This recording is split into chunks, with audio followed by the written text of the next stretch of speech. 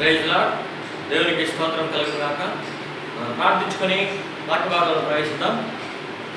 ఆకాశం ఆశ్రయుడైన పరలోక తండ్రి, సర్వశక్తిమంతుడైన దేవ, ఉదయకాల సమయంలో ప్రభువా వర్తమానం నిర్మించుచుండగా కృప చూపి నడిపించి సహాయం చేయమని ఆశీర్వదించి దీవించి నడిపించండి. యేసు క్రీస్తు ప్రభు పరిశుద్ధ నామమున ప్రార్థించి వేడుకొంచున్నాము తండ్రి, ఆమేన్. పరిశుద్ధ గ్రంథం నుంచి మత్తయి సువార్త 25వ అధ్యాయము 31వ వచనం నుంచి మనము 46వ వచనం వరకు ధ్యానించుకున్నాం. తన మహిమతో మనిషి కుమారుడు ఆయనతో కూడా సమస్త దూతలు వచ్చినప్పుడు ఆయన తన మహిమ గల సింహాసనం మీద ఆసీనుడైండును. అప్పుడు సమస్త జనులు ఆయన ఎదుట పోగు చేయబడుదురు. గొల్లవాడు మేకల నుండి గొర్రెలను వేరుపరిచినట్లు ఆయన వారిని వేరుపరిచి తన కుడివైపున గొర్రెలను ఎడమవైపున మేకలను నిలవబెట్టును. అప్పుడు రాజు తన కుడివైపున వారిని చూచి, నా తండ్రి చేత ఆశీర్వదింపబడిన వారలారా రండి, లోకము పుట్టినది మొదలుకొని మీ కొరకు సిద్ధపరచబడిన రాజ్యమును స్వతంత్రించుకొనుడి. నేను ఆకలి కొంటిని, మీరు నాకు భోజనం పెట్టితిరి, తప్పికొంటిని, నాకు దాహం ఇచ్చితిరి, పరదేశిన ఇంటిని నన్ను చేర్చుకొంటిరి, దిగంబరిన ఇంటిని నాకు బట్టలు ఇచ్చితిరి, రోగిన ఇంటిని నన్ను చూడవచ్చితిరి, చెరసాలలో ఉంటిని నా యొద్దకు వచ్చితిరని చెప్పును. అందుకు నీతిమంతులు, ప్రభువా, ఎప్పుడు నీవు ఆకలి కొనేటట్టు చూచి నీకు ఆహారం ఇచ్చితివి, నీవు తప్పికొనేటట్టు చూచి నీకు ఎప్పుడు దాహం ఇచ్చితివి, ఎప్పుడు పరదేశం అయినట్టు చూచి నిన్ను చేర్చుకొంటివి, దిగంబరి అయినట్టు చూచి బట్టలు ఇచ్చితివి, ఎప్పుడు రోగి అయినటైనను చెరసాలలో ఉన్నటైనను చూచి నీ యొద్దకు వచ్చితివని ఆయనను అడిగెదరు. అందుకు రాజు, మిక్కిలి అల్పులైన ఈ నా సహోదరులలో ఒకనికి మీరు చేసిదిరి కనుక నాకు చేసిదిరని నిశ్చయంగా మీతో చెప్పుచున్నానని వారితో అను. అప్పుడు ఆయన ఎడమవైపున వారిని చూచి, శపింపబడిన వారలారా, నన్ను విడిచి అపవాదికిని వారి దూతలకును సిద్ధపరచబడిన నిత్యాగ్నిలోనికి పోబడి, నేను ఆకలి కొంటిని, మీరు నాకు భోజనం పెట్టలేదు, తప్పికొంటిని, మీరు నాకు దాహం ఇయ్యలేదు, పరదేశిన ఇంటిని మీరు నన్ను చేర్చుకోలేదు, దిగంబరిన ఇంటిని మీరు నాకు బట్టలు ఇయ్యలేదు, రోగిని చెరసాలలో ఇంటిని మీరు నన్ను చూడాలని చెప్పను. అందుకు వారు, ప్రభువా, మేమెప్పుడు నీవు ఆకలి కొనిటైనను, తప్పికొనిటైనను, పరదేశం అయినటైనను, దిగంబరం అయినటైనను, రోగి అయినటైనను, చెరసాలలో ఉన్నటైనను చూచి నీకు ఉపచారం చేయకపోతేమని ఆయనను అడిగెదరు. అందుకు ఆయన, ఈ మిక్కిలి అల్పులైన వారిలో ఒకనికైనను మీరు ఇలాగ చేయలేదు కనుక నాకు చేయలేదని నిశ్చయంగా మీతో చెప్పుచున్నానని వారితోనను. వీరు నిత్య శిక్ష పొందను, నీతిమంతులు నిత్య జీవం పొందను పోవుదురు. ప్రియమైనటువంటి దేవుని బిడ్డలారా, పరిశుద్ధ గ్రంథంలోని వాక్య భాగం మత్తయి సువార్త 25వ అధ్యాయంలో ఈ విధంగా సెలవిస్తుంది. తన సమస్తమైనటువంటి మహిమతో మనుష్య కుమారుడు ఆయన దూతలు వచ్చినప్పుడు కుడివైపున గొర్రెలను ఎడమవైపున మేకలను పోగు చేసినట్లుగా ప్రభువు కూడా కుడివైపున నీతిమంతులను, ఎడమవైపున నీతి కార్యములు చేయనటువంటి వారిని అనీతిమంతులను ఆయన నిలబెట్టి కుడివైపున వారిని చూస్తూ, నా తండ్రి చేత ఆశీర్వదింపబడిన వారలారా రండి, లోకం పుట్టినది మొదలుకొని మీ కొరకు సిద్ధపరచబడిన రాజ్యమును స్వతంత్రించుకొనుడి. నేను ఆకలి కొంటిని, మీరు నాకు భోజనం పెట్టితిరి, తప్పికొంటిని, నాకు దాహం ఇచ్చితిరి, పరదేశ ఇంటిని నన్ను చేర్చుకొంటిరి, దిగంబరిన ఇంటిని నాకు బట్టలు ఇచ్చితిరి, రోగినై చెరసాలలో ఉంటిని నా ఇద్దరు చూడవచ్చితిరి అని చెప్పును అని ప్రభు చెప్తున్నాడు. ప్రియమైనటువంటి దేవుని బిడ్డలారా, ఇక్కడ తీర్పు దినమందు ఉన్నటువంటి సన్నివేశంలో ఒక భాగంలాగా ఈ యొక్క వాక్య భాగం మనకు కనబడుతుంది. ప్రియమైనటువంటి దేవుని బిడ్డల, ప్రభు వాక్యం సెలవిస్తుంది, ఆకలి కొనినా నేను, మీరు నాకు ఆహారం పెట్టారు అని యేసు ప్రభు వారు. అప్పుడు వారు అన్నారు, ప్రభువా, అసలు నువ్వు ఎప్పుడు ఆకలి కొన్నప్పుడు చూసి నీకు ఆహారం ఇచ్చాము, ఎప్పుడు తప్పికొనింటే నీకు మేము దాహం ఇచ్చాము, అసలు ఎప్పుడు నేను దిగంబరి అంటే నీకు బట్టలు ఇచ్చామన్నప్పుడు ప్రభు అంటున్నాడు, మిక్కిలి అల్పులైన ఈ నా సహోదరులలో ఒకనికి మీరు చేసింది కనుక నాకు నువ్వు చేసిందని నిత్యంగా మీతో చెప్తున్నాను.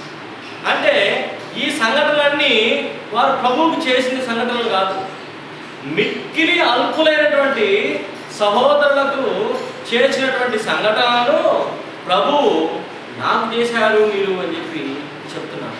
అంటే ప్రియమైనటువంటి దేవుని బిడ్డలారా, పరిశుద్ధ గ్రంథంలో వాక్యం సెలవిస్తుంది, కీర్తన గ్రంథంలో బీదలను కటాక్షించువాడు ధన్యుడు, ఆపత్కాలన్న యెహోవాని తప్పిస్తాడు అని.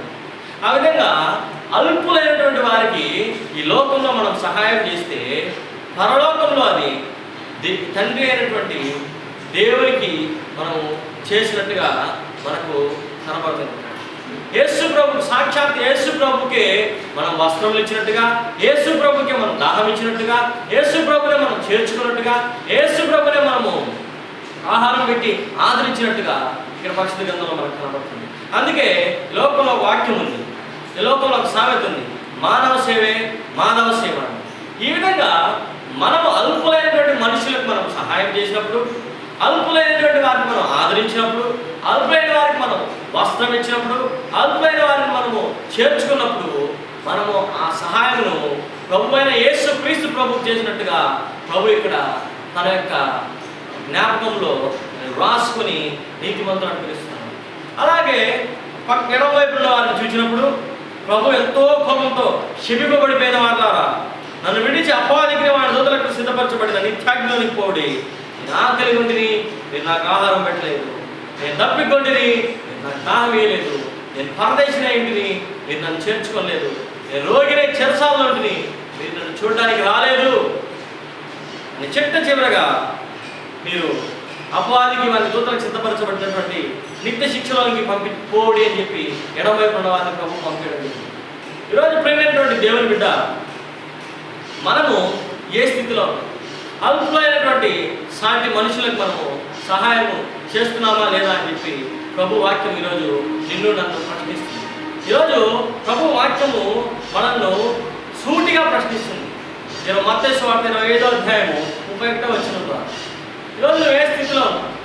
ప్రభు సెలవిచ్చిన రీతిగా సాటి మనిషిని సహాయం చేస్తున్నావా? ప్రభు సెలవిచ్చిన రీతిగా ఒక దిగంబరికి వస్త్రాలు ఇస్తున్నావా? ప్రభు సెలవిచ్చిన రీతిగా తల్లిదండ్రులు లేని వారిని చేర్చుకుంటున్నావా?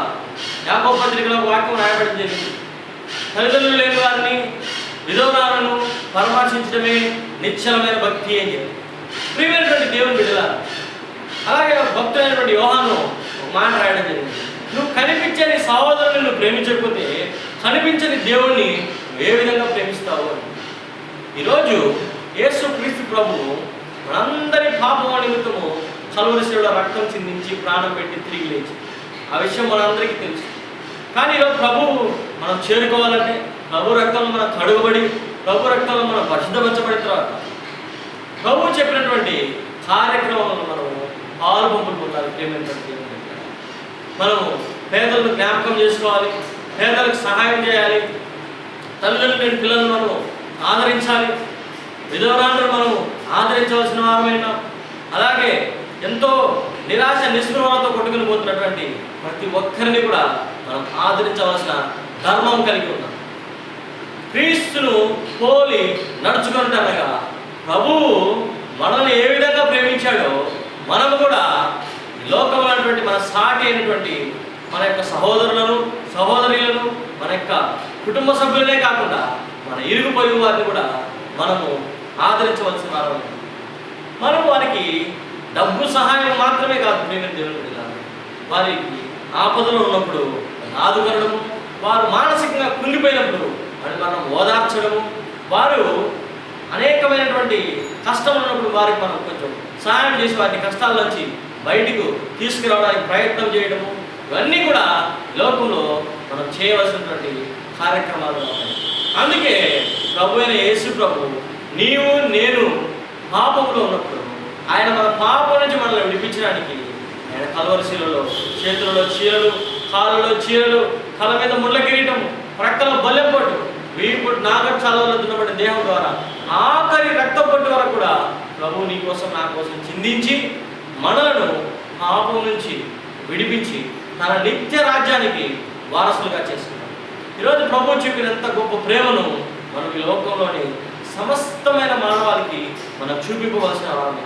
ఆ విధంగా ఆచరించవలసిన వారమైన, ఆ విధంగా చేయవలసిన వారమైన ప్రేమైనటువంటి దేవుని బిడ్డలారా, ప్రభు వాక్యము మనము మత్తయి సువార్త నుంచి 4 సువార్తలు మనం చూసినట్లయితే ప్రభు ఎంతో కనికరంతో, ఎంతో జాలితో మనుషులందరి ఎడల ఆయన ప్రేమను వెల్లడపరిచాడు. అందుకే యోహాను సువార్త 3:16 వాక్యం దేవుడు లోకము ఎంతో ప్రేమించును అని.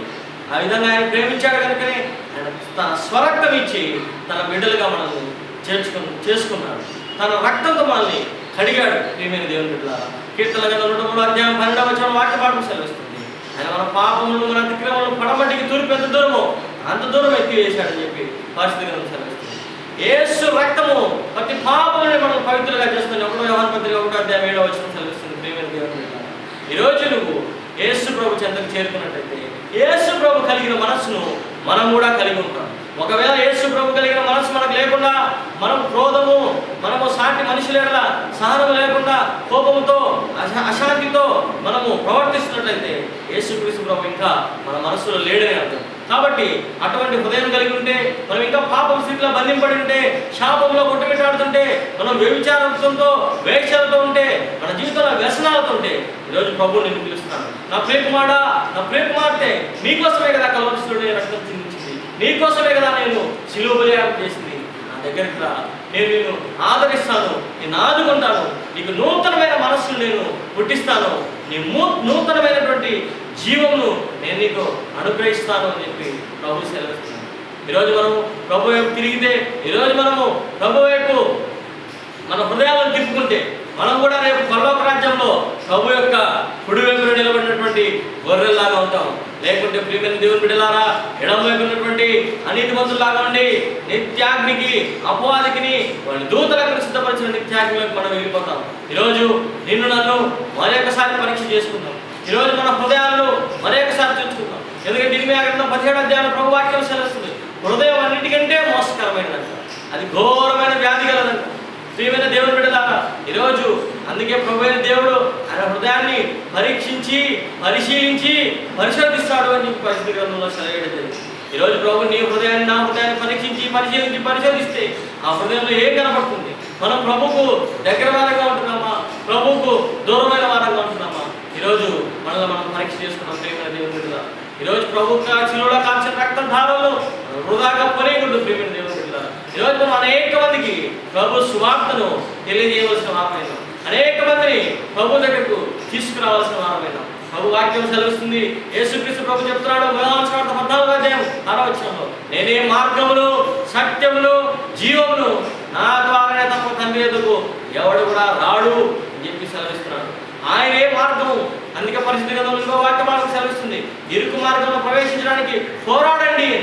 ఈ విధంగా మనము సాటి మనుషులకు సహాయం చేయడము, సాటి మనిషిని ప్రేమించడము, సాటి మనిషిని మనము కరుణించడము, సాటి మనిషిని ఎడల మనం ప్రేమపూర్వకమైన స్వభావం కలిగి ఉండడము, ఇవన్నీ దేవుని యొక్క స్వభావములు. ఈ దేవుని యొక్క స్వభావములు, యేసుక్రీస్తు ప్రభు యొక్క స్వభావమును మనం ధరించుకున్నప్పుడు మాత్రమే మనం పరలోక రాజ్యాన్ని చేరుకుంటాం. పరలోక రాజ్యంలో ప్రభుతో నిత్యము, నిరంతరము, వేవేల దూతగల పరివారంతో పరిశుద్ధుడు, పరిశుద్ధుడు, పరిశుద్ధుడు అని ప్రభు స్తుతింపబడుతున్నప్పుడు నువ్వు, నేను కూడా అక్కడ ఉండి ప్రభును మహిమపరుస్తూ గర్వపరుస్తుంటాం. లేకుంటే ప్రియమైన దేవుని బిడ్డ, ఎడవైపునటువంటి మేకలు కదా నరకంలోకి వెళ్ళిపోయినట్టు, ఎడవైపున అనీతిమంతులు నరకంలోకి వెళ్ళినట్టు, నీవు నేను నరకంలోకి వెళ్తే మన విశ్వాసం ఏమైపోయినట్టు, మన జీవితము ఏమైపోయినట్టు. ప్రియమైన దేవుని బిడ్డలారా, ఈరోజు క్రైస్తవుడని నువ్వు నేను చెప్పుకుంటున్నాం, కానీ మన జీవితం ఏ విధంగా ఉందో, మన హృదయాంతరంగం ఏ విధంగా ఉందో మనం పరీక్షించుకుందాం, పరిశీలన చేసుకుందాం. లేదైతే యేసుక్రీస్తు ప్రభు నిన్ను పిలుస్తున్నాడు, నా ప్రియకుమారుడా, ఇదే రక్షణ దినము, ఇదే అనుకూల సమయము, ఈ రోజైనా మార్గంను మార్చుకో, ఈరోజు మనస్సును మార్చుకో. యేసుక్రీస్తు ప్రభు నీ పాపం నిమిత్తము, నీ శాపం నిమిత్తము కల్వరిలో రక్తం చిందించాడని, ప్రాణం పెట్టాడని, తిరిగి లేచాడని నువ్వు విశ్వసించి నమ్మినట్లా యేసుక్రీస్తు ప్రభు తన స్వరక్తంతో నిన్ను కడిగి, ఆయన నిన్ను తన సొంత బిడ్డగా చేర్చుకుని నిన్ను కుడివైపున నిలబెట్టకు పరలోక రాజ్యంలో ప్రభు సిద్ధంగా ఉన్నాడు. నీ మనస్సును ప్రభు మారుస్తాడు, నీ మార్గము ప్రభు మారుస్తాడు, నీ స్థితిని ప్రభు మారుస్తాడు, నీ గతిని ప్రభు మారుస్తాడు, నీ జీవితాన్ని ప్రభు మారుస్తాడు, నీ ఉద్యోగంలో నీకు ఉన్నత స్థానం దయచేస్తాడు. ప్రభు నిన్ను అన్ని విధాలా ప్రభు ఆదుకుని నిన్ను ముందుకు నడిపిస్తాడు. ప్రియమైన కుమారుడా, కుమార్తె, ఈరోజు జీవితంలో నీవు గమ్యం తెలియనటువంటి స్థితిలో నువ్వు పయనిస్తున్నావేమో. ఈరోజు నీ జీవితంలో నువ్వు ఎటువంటి ఒక నిరీక్షణ లేకుండా నువ్వు ఉన్నావేమో పరీక్షించుకో. ప్రియమైన కుమారుడా, కుమార్తె, ప్రభు నిన్ను పిలుస్తున్నాడు. యేసు ప్రభు నిన్ను తన చెంతకు రమ్మని ఆహ్వానిస్తున్నాడు. ఇదే రక్షణ దినం, ఇదే అనుకూలమైన సమయము. ఆయన నీ పాప నిమిత్తమే కలవలసిన రక్తం చిందించింది. నీ పాప నిమిత్తమే ప్రభు చేతుల్లో చీరలు కొట్టారు. నీ పాప నిమిత్తమే ప్రభు కాలంలో చీరలు కొట్టారు. ప్రభువు తల మీద ముళ్ళ కిరీటంతో ఒత్తి వేశారు. ప్రభు దేహమంతయు దున్ని వేశారు. ప్రభు యొక్క ఆఖరి రక్త బొట్టు కూడా పక్కల బల్లెం బొట్టు ద్వారా చిందింపబడి ఆఖరికి నీరు ప్రభు దేహంలోంచి బయటకు వచ్చింది. ప్రేమైన దేవుని బిడ్డ, ఈరోజు యేసుక్రీస్తు ప్రభు ప్రేమను మనం జ్ఞాపకం చేసుకున్నాం. ఈరోజు ప్రభు సెలవిచ్చినటువంటి పరిశుద్ధ గ్రంథం మన వాక్య భాగం మనం గైకొందాం. పరిశుద్ధ గ్రంథాన్ని మనం ధ్యానిద్దాం. ప్రభు వైపు పలుకున్నాం. యేసు ప్రభువా, నీవు నా పాపముల కోసం కలవలసిన రక్తం చిందించావు. నా పాపముల కోసం నువ్వు చనిపోయావు. నీ రక్తంతో నన్ను కడిగి పవిత్రపరచు అని ఎవరైతే వారు అడుగుతారో వారందరికీ రక్షణ దయచేయడానికి ప్రభు సిద్ధంగా ఉన్నాడు. ప్రభు వాక్యం సెలవుచ్చింది, రక్షణ కోరుకున్న వారికి నేను రక్షణ దయచేసేదను, రక్షణ కోరుకున్న వారికి నేను రక్షణ కలుగజేసేదాన్ని. ప్రభు వాక్యం సెలవుచ్చినట్టుగా ప్రభు మాట ఇచ్చి నెరవేర్చుటకు సమర్థుడు ప్రేమైనటువంటి దేవుని బిడ్డ. ఈరోజు ప్రభు మన హృదయాలను తిప్పుకుందాం. ప్రభు మనను దీవించి ఆశీర్వదిస్తాడు. దేవుడు తన వాక్యం మన ఇంటిలో దీవించిన కాక ప్రార్థించుకున్నాం. పరలోకమందున మా తండ్రి, వాక్య భాగంలో దీవించి ఆశీర్వదించి వాక్య భాగంలో ఫలింపజేయమని వినామంలో ప్రభువా ఈ వాక్య భాగంలో అత్యధికంగా ఫలింపజేయమని ప్రార్థిస్తున్నాం. మహాగణుడు, మహోన్నతుడు, పరిశుద్ధుడు, నిత్య నివాసి అయిన పరలోకపు తండ్రి, వాక్య భాగంలో నూరంతలుగా ఫలింపజేయమని, ఈ వాక్య భాగంలో నూరంతలుగా ఫలింపజేయమని ప్రార్థిస్తున్నాం. యేసు ప్రభువా వాక్య భాగంలో నూరంతలుగా ఫలింపజేయమని ప్రార్థిస్తున్నాం. ప్రభువా గొప్ప దేవుడు, ప్రభువా కనికరం కలిగిన దేవుడు, ప్రభువా మేము మీ పరలోక రాజ్యంలో కుడివైపు నిలబెట్టకు, నీతిమంతుల ఆశీర్వాదం పొందుటకు, ఏడవ విశ్వాసం కలిగి ఈ లోకంలో జీవించిన కృప చూపి నడిపించి సహాయం చేయండి. వాక్యం విని వేపు తిప్పుకున్నటువంటి హృదయాలను, వేపు తిరిగినటువంటి ప్రజలను, బిడ్డలను మీరు హక్కును చేర్చుకోమని, హత్తుకొనమని, ఆశీర్వదించి దీవించి నడిపించమని ప్రార్థించి వేడుకొంచున్నాము తండ్రి. ఆమేన్.